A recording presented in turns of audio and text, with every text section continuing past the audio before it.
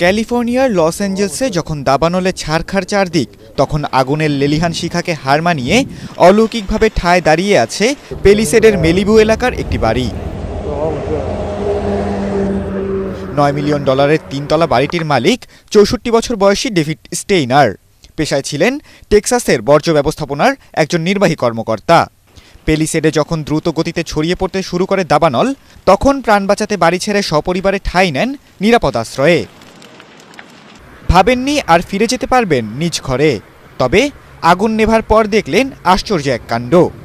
আশপাশের সব বাড়ি পুড়ে ছাই হলেও পুরোপুরি অক্ষত তার বাড়ি।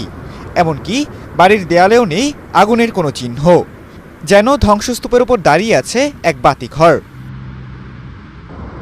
বাড়ির মালিক ডেভিড স্টেইনার বলেন, মেলিবুতে দাবানল ছড়ানো শুরু করলে কোনো মতে বাড়ি ছেড়ে বেরিয়ে আসি আমরা।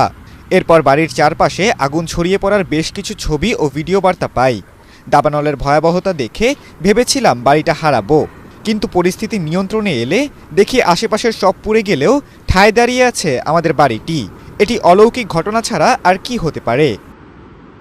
এই বাড়ির ছবি ও ভিডিও শেয়ার করে নানা রকম গুজব ছড়িয়েছে সামাজিক যোগাযোগ মাধ্যমে।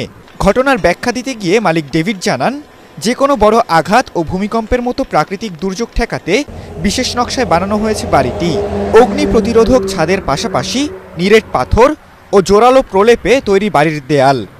বড় ধরনের ঘূর্ণিঝড় বা জলোচ্ছ্বাসের ঢেউয়ের চাপ প্রতিরোধে মাটি থেকে কমপক্ষে 50 ফুট গভীরে গর্ত করে বসানো হয়েছে মূল কাঠামো। এমন ঘটনায় খুশিতে আত্মহারা ডেভিড ও তার পরিবার। বাড়িটিকে তারা ডাকছেন লাস্ট হাউস স্ট্যান্ডিং বা ধ্বংসস্তূপের শেষ বাড়ি হিসেবে। খালিদুল ইসলাম তানভীর, এটিএন বাংলা।